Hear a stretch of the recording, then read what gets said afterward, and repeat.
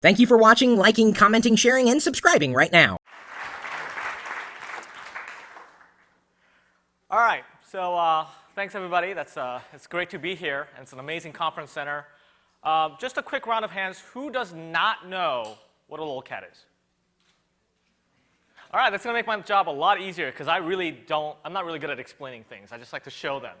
So what I have here is at the request of Marianne, we're going to present to you the long, historic time frame, the history of icanhascheezburger, which is about a year and a half old, which is like, 5 decades in internet terms. So I thought I'd take a little spin from the geologic time scale, and that's the URL of the presentation if you guys want to go at your own pace. So without further ado, let me start with the Pretubian era before AG, Al Gore. Before the internet, I don't know if you guys knew, but there was a time before the internet. Before the internet, there was the funky father of lolcats from the 70s, the hang in there baby cat, right? It's a picture of a cat with a caption, which qualifies it as a lolcat. And then, we don't have a lot of data on that. So, without the internet, how do you collect data? I hear there's like books that they write stuff in, but I don't read those. So we've got the form of seeing era from 2004 to 2006. This refers to most notably 4chan, where this is an image board where people post images and comment. It's completely unmoderated. It's mayhem. It's the most creative place on the internet. Also, you will want to gouge your eyes out after you go there, if you guys know, have been. And in that era, we have the beginning of lolcats. 4chan, Something Awful forums, FARC, even eBaum's World. Some of them have participated in the creation of the lolcats. If you actually go to our site, we do have those images there from the beginning days. They don't have our watermark. That's how you can tell where they came from. So some of them can be a little bit more, I hear I have a laser pointer. Ceiling cat is watching you, what's that word? I can't read that word. So they tend to be a little bit edgier back then. They were a little bit more offensive to the general population. It was not as mainstream.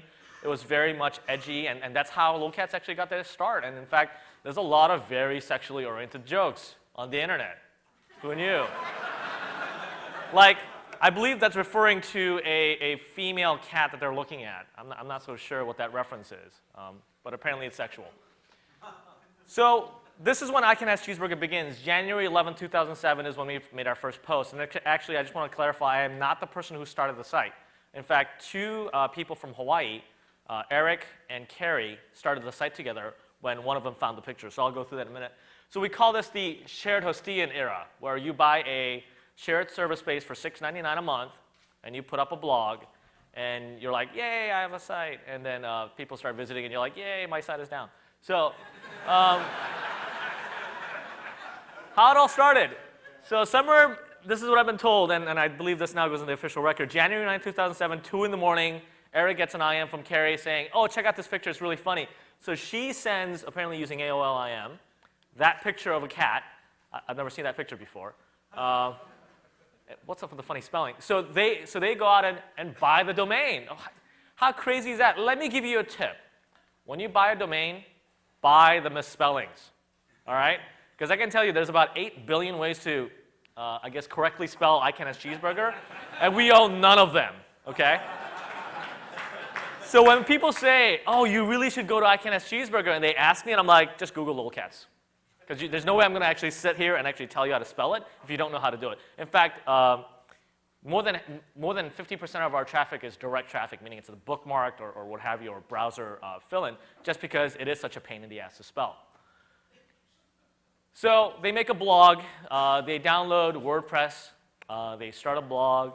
It's just free, easy. You can do it in a few minutes. So they did what anybody else would, which is to devote as little resource as possible to the project. So that was January. In February, all of a sudden, I don't know how the word got out. Actually, Eric and Carrie really don't know how the word got out either, but all of a sudden, their server started dying because of the traffic. So when you're on a $6.99 shared hosting and you write a ticket that says, hey, there's too much traffic, my server's dead, you know what they tell you? GTFO. Get off our servers. So they were homeless for quite a period of time. So they were like, oh my God, we need money. We need to buy a dedicated server. We need stuff to sell. We need to figure out how to pay for this thing because they're just working folks like you and me. So they've got a I'd like to think that you're laughing at my funny jokes, but I know it's not true. In March, they moved to a dedicated hosting provider, and their server had like, I think, a 1 terabyte limit. And it's like a credit card, like you have a credit limit, but then if you go over, sometimes it's like Amex, right? They're like, we don't have a defined limit. Well, when you hit 2 terabytes, they call you and say, get the hell off our servers. So that happened again. So let me show you a little traffic. That mark up there is 10 million page views a month. This down here is 0. That's January. It doesn't even, like, I think, actually, there's a pixel representing the traffic. So, oh, there's another pixel too. So here, servers kept on dying. They really didn't grow. And then when they moved to dedicated hosting, they grew to about 3.5 million page views a month. So that's the first part of the life, the era of icanhascheezburger.com. So now we move to the no time to sleep era, where Red Bull and coffee fuel the growth of the site. You know this guy, Matt Mullenweg? He's the guy who started WordPress. So all of a sudden, again, and this is kind of the way things have been happening for icanhascheezburger, I guess Eric was complaining about how he just couldn't keep his servers going. They just kept on coming down. There's nothing he could do. It was costing too much. So Matt Mullenweg calls up, who runs like one of the biggest blog networks in the world, calls up Eric and says, hey, do you want to move to our service? We'll host you. WordPress has a VIP service where you can actually, they'll host your stuff for you, and it's not like WordPress.com. There's a little bit more freedom. So they don't have, like, CNN's on there, Time Magazine, Fox News, like those guys use it. So Matt Mullenweg called little old icanhascheezburger, asked Eric if he wants to move to WordPress. He said, hell yeah, and like I did like 6 somersaults, which is like one of the best things that's ever happened to us. So after April, traffic started to grow. People started coming. They started hanging around. A community started forming. So Eric was getting inundated with emails, like 500 emails a day, right? The guy's not sleeping. He slept like 2 hours a day. He went to work during the morning, and then he did, I don't know what he did at work, actually. I'm not sure if I can say that. I'm sure he did his job, and then came home and worked on this all night long. So he built a builder. Now, lolcat builders have been around for a while, but he wanted something that was integrated, that people can use to upload pictures, caption things, make it so damn easy that anybody can do it, right? And that was a really key important thing. He'll tell you, I'm really lazy, so I don't like doing things in a complicated way. So if I, as a lazy person, won't use a tool, I'm not going to build it. So we made like the most feature-poor, crappiest builder you could possibly build. The feature was, you upload a picture, there's 3 lines, 3 form lines, and you just type in one of them, and it shows up, and you press submit. You don't get to drag stuff around. You don't get to resize things. You don't get to do anything. If you type too much, it'll just run off the screen. But the thing was, it was brain dead simple to use. It gave people a constraint to play in. It was a game, right? How do I make the funniest lolcat? So that was April, and we grow and grow and grow. And actually, I showed up in the picture right about there when they moved to WordPress. I did a blog on the internet. I was just like anybody else having a personal blog. We got a little bit of notoriety for some of the investigative stuff we did. I have a background in journalism. So one day, it was about the pet food recall. I don't know if you guys remember that. But one day, Eric had linked to our site, and it nearly brought down my $6.99 shared hosting server. And I was like, who on earth is this jackass who is stealing my bandwidth by hot linking my images? Son of a... So I called him up.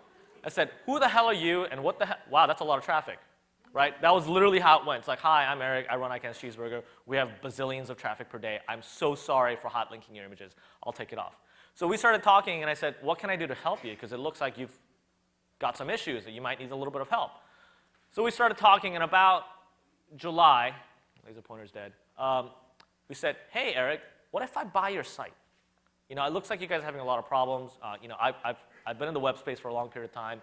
I've done relatively scalable websites before. How about I make an offer to buy your site?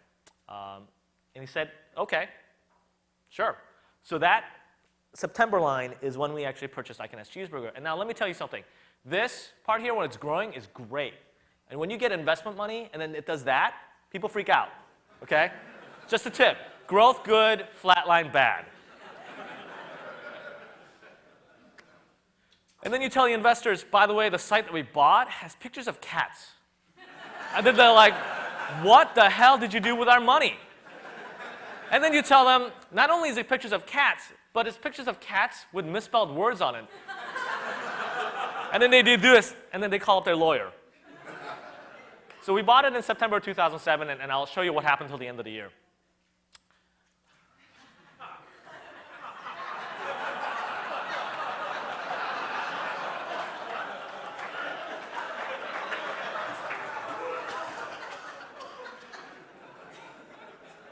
I don't like doing this, but I'm going to compare myself to the president.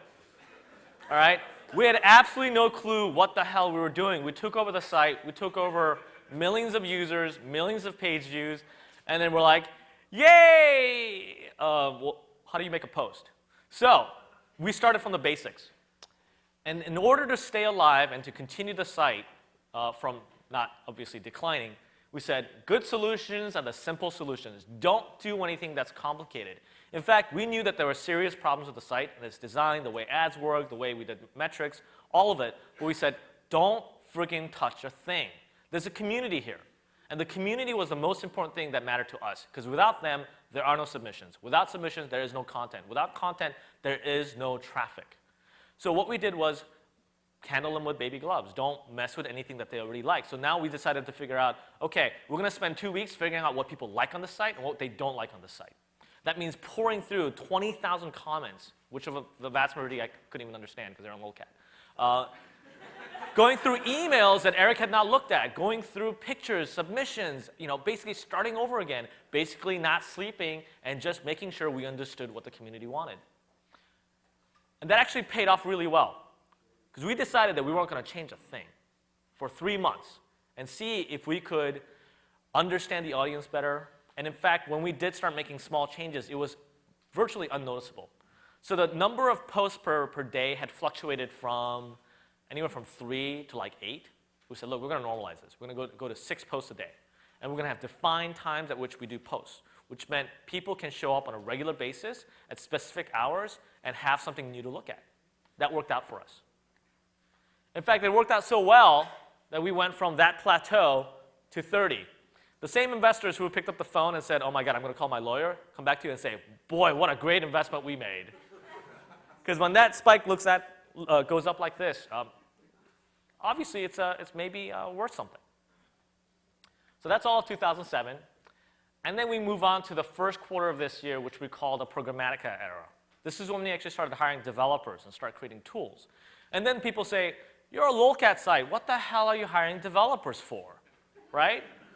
I mean, what do they need? Are you going to flush out lol code, the programming language? I mean, what is it that you want to do? Which does compile, by the way.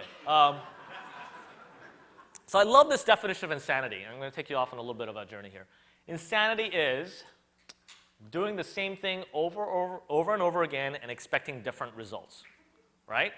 So it's like, hey, I'm going to run my head into that wall, and maybe I'll just flow right through it. Maybe I'll just become that invisible dude and I'll just whoop. Well, I can keep trying that, but guess what? It's not going to work. And if I keep doing it by the second or third time, you'll say, hey, that dude's crazy, right? So if we have a site that works, right, you really should, the converse is, if you are doing something right, then why change it?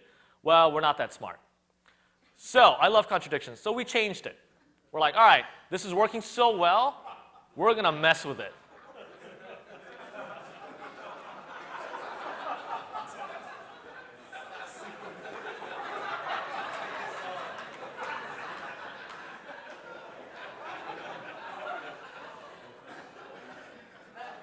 So the woman on the outside is icanhascheezburger, and that bicycle is our new programmers, okay? So, still in the segue here, myth of progress. People think that progress kind of occurs like this straight line, that you do something and it continues to go up and it just keeps on chugging along like a train on a railroad track. It gains momentum and it continues to go. It doesn't look like that. I just realized there's a flat screen here, so I can look at this. So I can look more professional now. Reality is, it doesn't look like that. It happens in spurts. That means you'll work your ass off for a long period of time, nothing will happen, and then all of a sudden, boom, you have growth. And then you're like, whoa, what did I do there? What did I do? What is it that what's the change? What caused this? And it's accumulation of your efforts. That means you try tons of little things, and eventually, if you're going in the right direction, one day they pay off. So we said, what can we do to make our community a better place? So we built an account management system, right? So people who create lolcats can save them to their account, they can add favorites, blah, blah, blah. And again, the question is, why the hell would people do that? Why the hell would people want to have an account, an icanhascheezburger, in a URL that's hard to spell that they have to bookmark it to remember? Like, why would people want to do this? And I said, I don't really know, but I think they would, because there's a lot of people here who hang out here, and they hang out here for a reason. So we looked at patterns of behavior. Like, what are people doing? They're hanging out here looking at 120 pages a session. Well, we got to give them something that they can hang around for, right? We got to give them a community. We got to give them a place. So we went from running really highly scalable blogs to running really highly unscalable backends, meaning we crashed a lot, right? So there were like 4 or 5 days periods where we're pulling out our hair trying to make sure the server stays up. We went through hell again because we wanted to change the paradigm in which people interacted with us. So this is February. February comes around. The traffic looks fantastic since we bought the site. February comes around and it flatlines.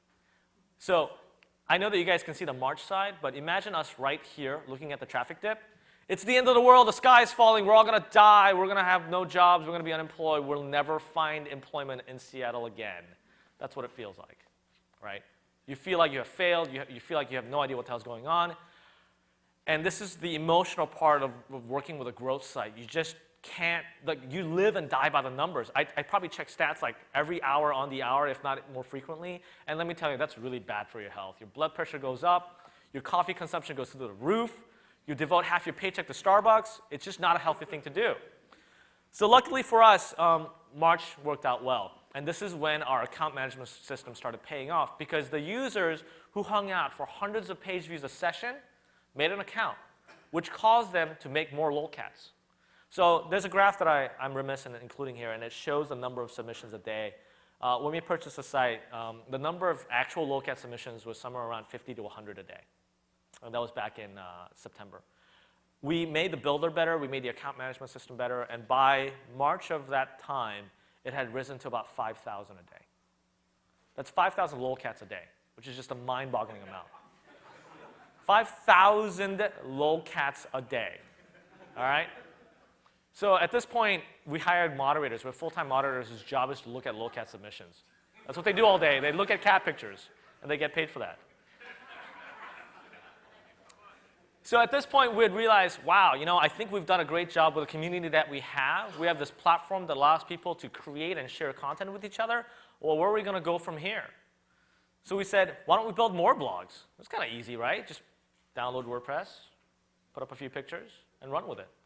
So at South by Southwest, this is where if you've seen me at South by, this is where the presentation ended last time, because at this point we've had no other blogs. icanhascheezburger, and then Eric is working on a dog version for us.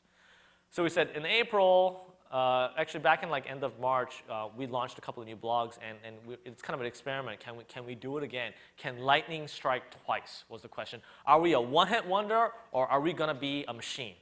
Can we pump out memes? Let me rephrase that. We don't create memes. We popularize them. Can we popularize more memes? And I think the answer was yes. So we tried it.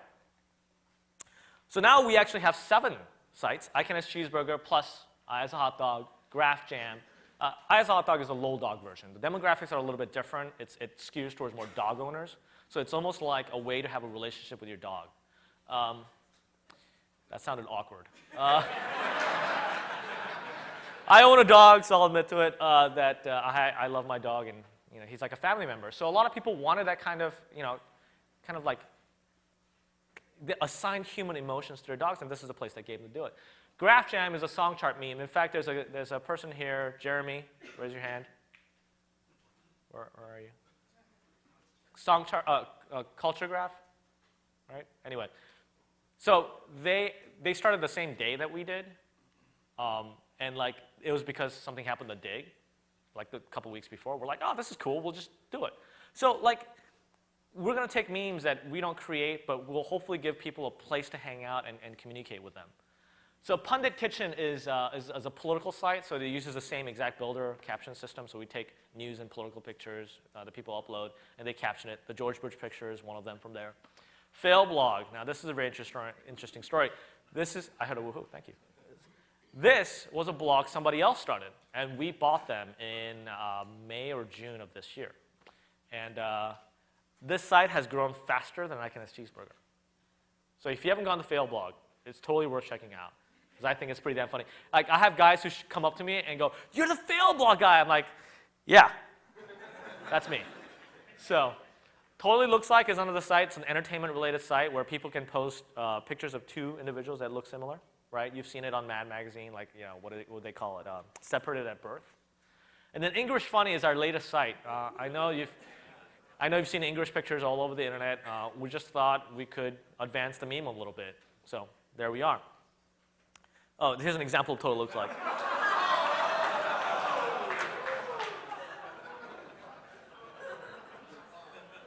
Uncanny. I believe there's a small child on his lap in the statue if you look down. All right, Michael Jackson jokes. So March is when we started building new sites, and you see that growth slows a little bit in April, May, and June when the momentum from these new sites hasn't really kicked in yet. So now what happens is, as the sites develop their own momentum, traffic continues to grow, and that is, I believe, this month we have an outside shot at reaching 100 million page views this month. So, and now we have a network of 7 sites. Our platform powers all these. We have 3 full-time developers, 4 full-time moderators, and that's where we're at. So, just to recap, at our peak, I believe we use about 200 megabits per second to serve up all our images. I think our peak hours are about 10 a.m. Pacific time, at which we serve 80 page views a second. And for the year of 2008, I believe we'll do a little bit in excess of 1 billion page views. And our philosophy, and I've heard this from people who've gotten VC funding, is that it is really difficult for them to do what is right in front of them. And I think it's really critical for entrepreneurs and bloggers and people who own their own businesses to understand that the most important thing that they can work on is the right now, something that's going to have an impact 30 days from now, not making these long-term bets because you don't have the money or the resources to do that. So we don't have VC funding, which means that these people aren't, we don't have to do these like ridiculous 6-month, 2-year projections of our growth. If it did, they all look the same anyway, right? So what we do is we concentrate on 30 days at a time. I'm sure you guys know this song. But we really want to make sure that the things that we do now have an impact on our users today. So our development, you ask me what's going to happen, like, 2 months from now, we don't have a clue. We really don't know. Would love to find out with your input. We love to listen to our users. We get about 4,000 comments a day, and we read pretty much all of them. Well, I don't, but somebody else does, okay. So, and they tell me the important stuff, right? So we filter information.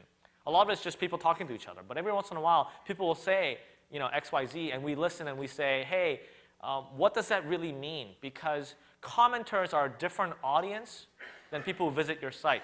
So commenters comprise about like 2% of our audience. So if you listen to only what commenters say, which I know a lot of you do, you're not listening to the right audience. You have to extrapolate what they say and see how that'll work with the community at large. So, and we have emails. We read all of our emails. We may not respond to all of them, but we read every single one. That's actually my wife's almost full-time job, is to read emails. Yes, I hired my wife. So that's all I have today. Thank you very much for visiting.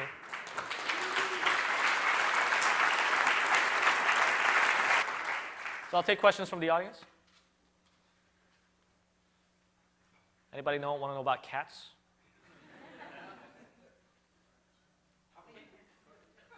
How many actual lolcats are there in existence? Boy, how many lolcats are there in existence? I don't know that for a definitive answer, but I can tell you that we have a database of 800,000. Yeah.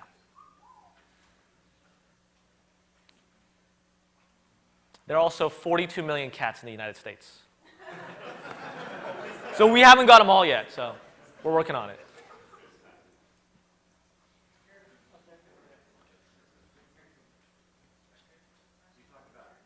Memes, or that you don't create memes, but that you popularize them. What's the difference in your eyes? Is it a total crapshoot, or have you figured out how to popularize them?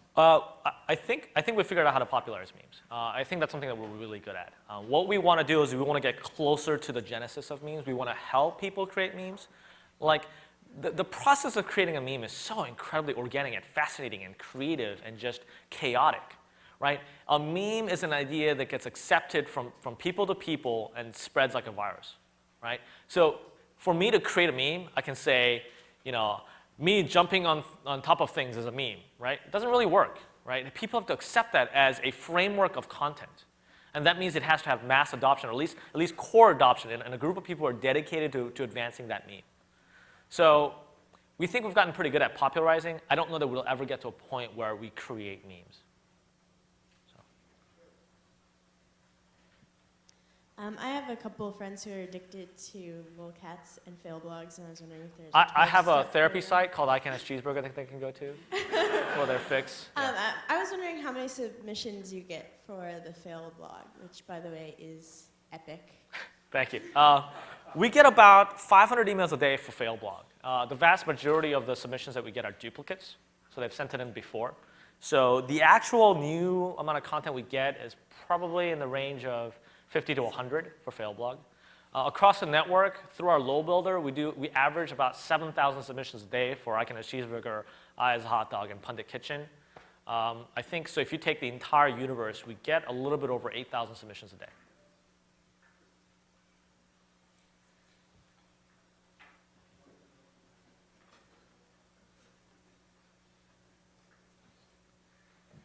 So it's an awesome story and very entertaining. Thank you. So you didn't talk too much about how you make money or the revenue side of it. And Sure. Is that Sure. something you're thinking about, or are you a build the audience, we'll figure it out later kind of guy? We are not a build the audience and figure it out. We are the, oh my God, I need to make payroll this week, right? So we are a typical small business. That means that we concentrate on revenues quite a bit. 90% of our revenues are driven from advertising. The other 10% comes from merchandise. In fact, I think we're about to launch a new store in October in launch with our new book. Actually, I Can Have Cheeseburger is coming out with a book of lolcats. So it's exactly as you'd imagine. It's a book filled with pictures of cats. It's going to be in Barnes & Noble and all those things. That comes out October 7th. That's how we get our revenues. And we have to pay our bills. I'm Kathy Gill. I teach and I blog. This is the teaching side question. Sure. I just poked around the politics site. I am so sorry. Yeah. So are you guys worried about copyright infringement on the part of your community?